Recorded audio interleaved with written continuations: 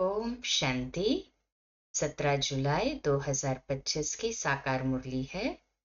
शीर्षक है मीठे बच्चे, ऊंच बनना है तो अपना पोता मेल रोज देखो।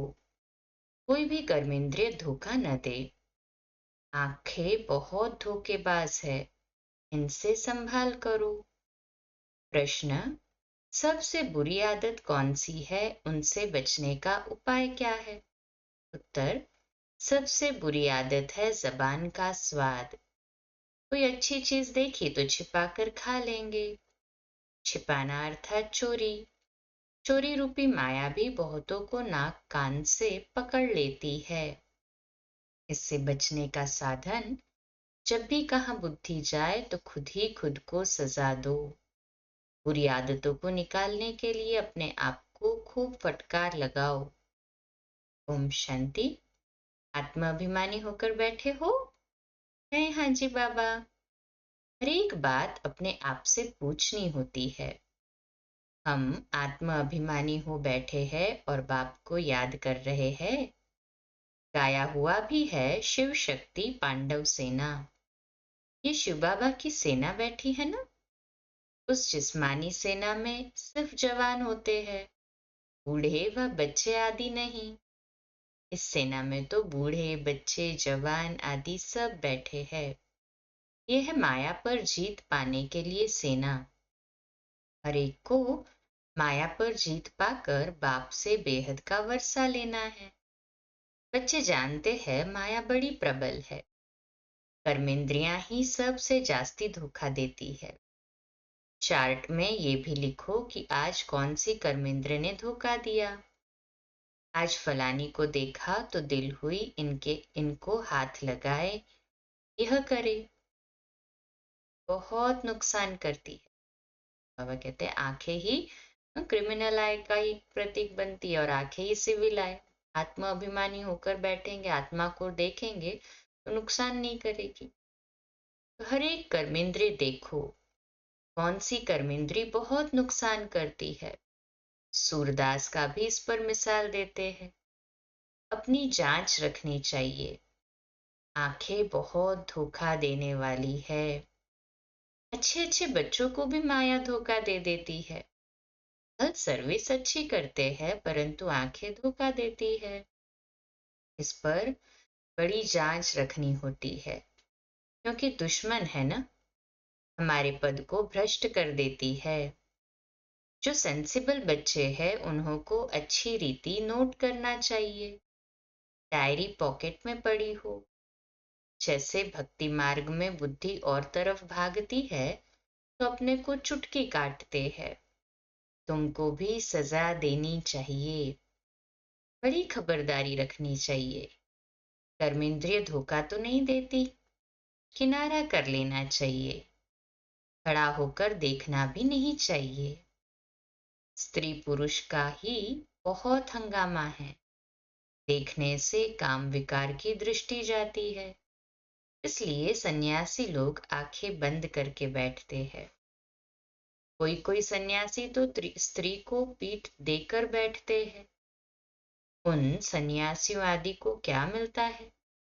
करके 10-20 लाख करोड़ इकट्ठा करेंगे, मर गए तो खलास, फिर दूसरे जन्म में इकट्ठा करना पड़े। तुम बच्चों को तो जो कुछ मिलता है वह अविनाशी वर्षा हो जाता है। वहां धन की लालच होती ही नहीं। ऐसी कोई अप्राप्ति होती नहीं जिसके लिए माथा मारना पड़े। कलयुग अंत और सतयुग आदि में रात दिन का फर्क है। वहां तो अपार सुख होता है, यहाँ कुछ भी नहीं। बाबा हमेशा कहते हैं संगम अक्षर के साथ पुरुषोत्तम अक्षर जरूर लिखो। साफ साफ अक्षर बोलने चाहिए। समझाने में सहज होता है। मनुष्य से देवता किए करत न लागी वार। तो जरूर संगम पर ही आएगा ना देवता बनाने, नरकवासी को स्वर्गवासी बनाने। मनुष्य तो घोर अंधियारे में है। स्वर्ग क्या होता है पता ही नहीं। और धर्म वाले तो स्वर्ग को देख भी नहीं सकते। इसलिए बाबा कहते हैं तुम्हारा धर्म बहुत सुख देने वाला है। उनको कहते ही है हेवन, परंतु ये थोड़ी समझते हैं कि हम भी हेवन में जा सकते हैं। इसको भी पता नहीं है। भारतवासी ये भूल गए हैं। हेवन को लाखों वर्ष कह देते हैं। क्रिश्चियन लोग खुद कहते हैं 3000 वर्ष पहले हेवन था। लक्ष्मी नारायण को कहते ही है गॉड गॉडेस। जरूर गॉड ही गॉड गॉडेस बनाएंगे, परमात्मा ही देवी देवता बनाएंगे। तो मेहनत करनी चाहिए ना। मैं हाँ जी बाबा, रोज अपना पोता मेल देखना चाहिए। कौन सी कर्मेंद्री ने धोखा दिया। जबान भी कोई कम नहीं। कोई अच्छी चीज देखी तो छिपा कर खा लेंगे। समझते थोड़ी ही है कि ये भी पाप है। चोरी हुई ना, सो भी शिव बाबा के यज्ञ से चोरी करना बहुत खराब है। लख का चोर सो लख का चोर कहा जाता है। बहुतों को माया नाक से पकड़ती रहती है। ये सब बुरी आदतें निकालनी है। अपने पर फटकार डालनी चाहिए। जब तक बुरी आदतें हैं तब तक ऊंच पद पा नहीं सकेंगे। स्वर्ग में जाना तो बड़ी बात नहीं है, परंतु कहाँ राजा रानी कहाँ प्रजा। तो बाप कहते हैं कर्मेंद्रियों की बड़ी जांच करनी चाहिए। कौन सी कर्मेंद्री धोखा देती है। पोता मेल निकालना चाहिए। व्यापार है ना। बाप समझाते हैं मेरे से व्यापार करना है। ऊंच पद पाना है तो श्रीमत पर चलो। बाप डायरेक्शन देंगे, उसमें भी माया विघ्न डालेगी, करने नहीं देगी। बाप कहते हैं ये भूलो मत। गफलत करने से फिर बहुत पछताएंगे। कभी ऊंच पद नहीं पाएंगे। अभी तो खुशी से कहते हैं हम नर से नारायण बनेंगे, परंतु अपने से पूछते रहो कहाँ कर्मेंद्रियां धोखा तो नहीं देती है। अपनी उन्नति करनी है तो बाप जो डायरेक्शन देते हैं उसे अमल में लाओ। सारे दिन का पोता मेल देखो। भूलें तो बहुत होती रहती है। आंखें बड़ा धोखा देती है। तरस पड़ेगा, इनको खिलाऊं सौगात दूं। अपना बहुत टाइम वेस्ट कर लेते हैं। माला का दाना बनने में बड़ी मेहनत है। 8 रत्न है मुख्य, 9 रत्न कहते हैं। एक तो बाबा, बाकी है 8। बाबा की निशानी तो चाहिए ना बीच में। कोई ग्रहचारी आदि आती है तो 9 रत्न की अंगूठी आदि पहनाते हैं। इतने ढेर पुरुषार्थ करने वालों से 8 निकलते हैं, जो कि पास विद ऑनर्स होते हैं। 8 रत्नों की बहुत महिमा है। यह अभिमान में आने से कर्मेंद्रियां बहुत धोखा देती है। भक्ति में भी चिंता रहती है ना। सिर पर पाप बहुत है। दान पुण्य करे तो पाप मिट जाए। सत्युग में कोई चिंता की बात नहीं, क्योंकि वहां रावण राज्य ही नहीं।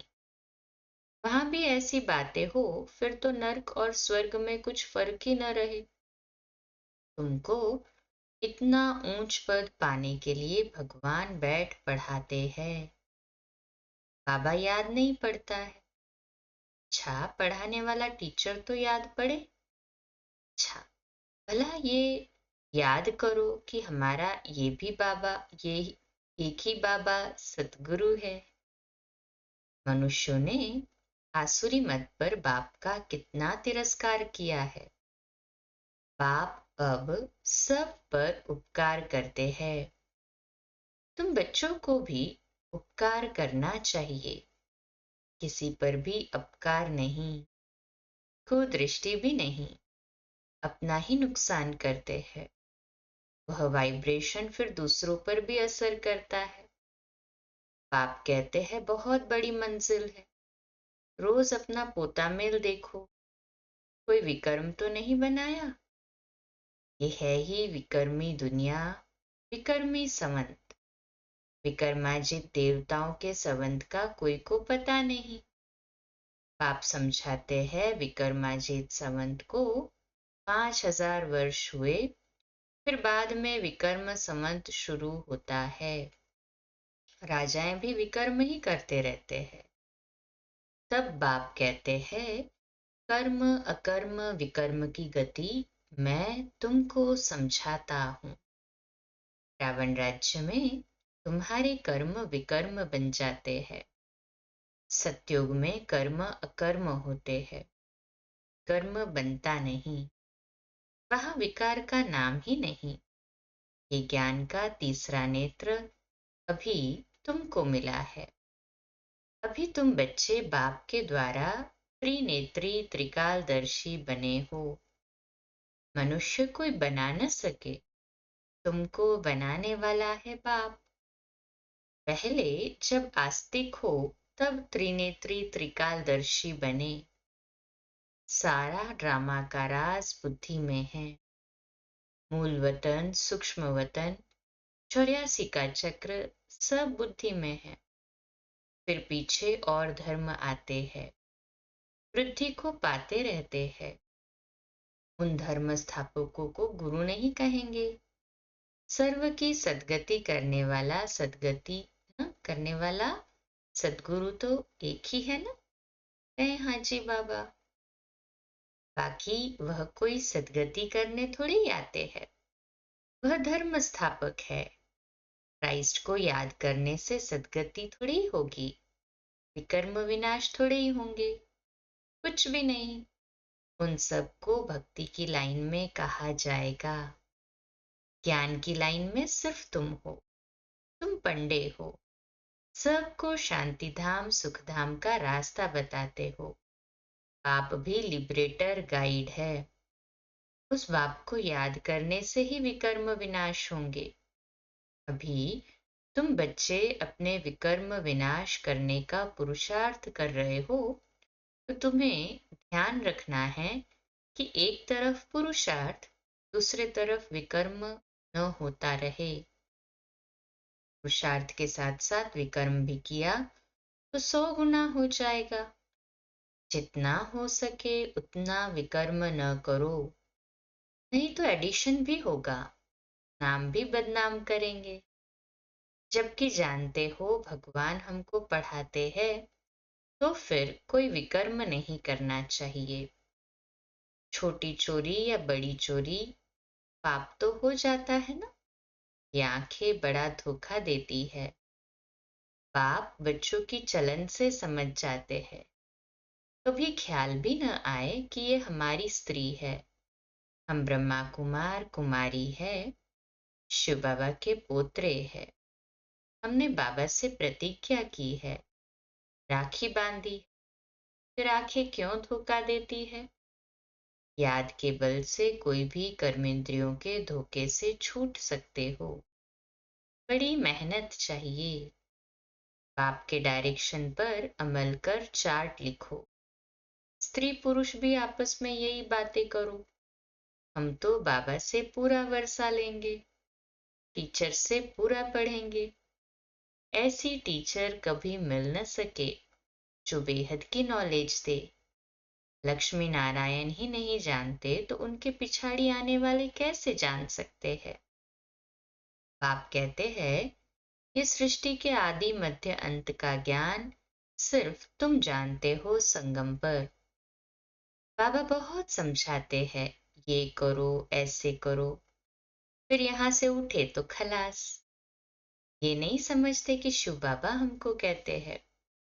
हमेशा समझो शिव बाबा कहते हैं, इनका फोटो भी नहीं रखो।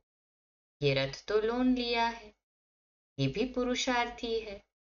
ये भी कहते हैं मैं बाबा से वर्षा ले रहा हूँ। तुम्हारे सदृश्य ये भी स्टूडेंट लाइफ में हैं। आगे चल तुम्हारी महिमा होगी। अभी तो तुम पूज्य देवता बनने के लिए पढ़ते हो, फिर सतयुग में तुम देवता बनेंगे। ये सब बातें सिवाय बाप के कोई समझा न सके। तकदीर में नहीं है तो संशय उठता है, शिव बाबा कैसे आकर पढ़ाएंगे? मैं नहीं मानता। मानते नहीं तो फिर शिव बाबा को याद भी कैसे करेंगे? विकर्म विनाश हो नहीं सकेंगे। ये सारी नंबरवार राजधानी स्थापन हो रही है। दास दासियां भी तो चाहिए ना। राजाओं को दासियां भी दहेज में मिलती है। यहाँ ही इतनी दासियां रखते हैं तो सतयुग में कितनी होंगी? ऐसा थोड़े ही ढीला पुरुषार्थ करना चाहिए जो दास दासी जाकर बने। बाबा से पूछ सकते हो, बाबा अभी मर जाए तो क्या पद मिलेगा?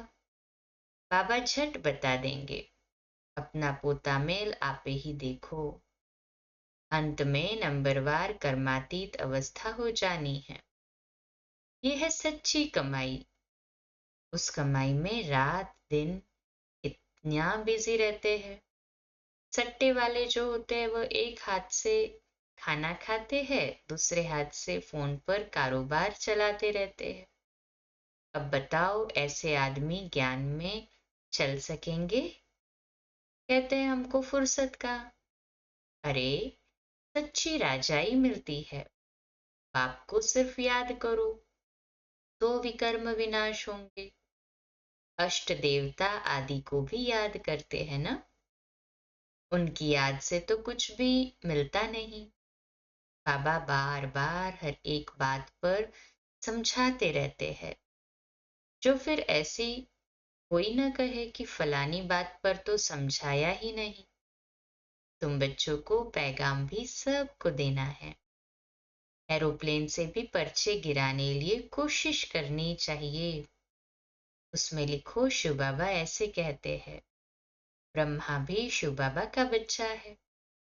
प्रजापिता है तो वह भी बाप और यह भी बाप। शिव बाबा कहने से बहुत बच्चों को प्रेम के आंसू आ जाते हैं। कभी देखा भी नहीं है।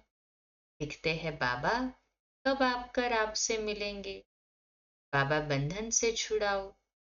बहुतों को बाबा का फिर प्रिंस का भी साक्षात्कार होता है। आगे चल बहुतों को साक्षात्कार होंगे। फिर भी पुरुषार्थ तो करना पड़े। मनुष्य को मरने समय भी कहते हैं भगवान को याद करो। तुम भी देखेंगे पिछाड़ी में खूब पुरुषार्थ करेंगे, याद करने लगेंगे। बाप राय देते हैं बच्चे, जो समय मिले उसमें पुरुषार्थ कर मेकअप कर लो। बाप की याद में रहे विकर्म विनाश करो तो पीछे आते भी आगे जा सकते हैं। जैसे ट्रेन लेट होती है तो मेकअप कर लेते हैं ना। तुमको भी यहाँ समय मिलता है तो मेकअप कर लो। यहाँ आकर कमाई करने लग जाओ। बाबा राय भी देते हैं ऐसे ऐसे करो, अपना कल्याण करो। बाप की श्रीमत पर चलो। एरोप्लेन से पर्चे गिराओ। जो मनुष्य समझे कि यह तो कारोबार ठीक पैगाम, हाँ, ये तो बरोबर ठीक पैगाम देते रहते हैं। भारत इतना बड़ा है, सबको मालूम पड़ना चाहिए। जो फिर ऐसे न कहे कि बाबा हमको तो पता ही नहीं पड़ा। अच्छा, मीठे मीठे सिकिलदे बच्चों प्रति माता पिता बाप दादा का याद प्यार और गुड मॉर्निंग। रूहानी बाप के रूहानी बच्चों को नमस्ते।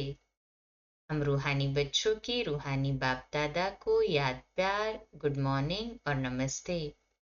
वाह बाबा वाह, शुक्रिया बाबा, शुक्रिया। धारणा के लिए मुख्य सार है। पहली पॉइंट, सेंसिबल बन अपनी जांच करनी है कि आंखें धोखा तो नहीं देती है। कोई भी कर्मेंद्रिय के वश को उल्टा कर्म नहीं करना है। याद के बल से कर्मेंद्रियों के धोखे से छूटना है। दूसरी पॉइंट, इस सच्ची कमाई के लिए समय निकालना है। पीछे आते भी पुरुषार्थ से मेकअप कर लेना है। ये विकर्म विनाश करने का समय है, इसलिए कोई भी विकर्म नहीं करना है।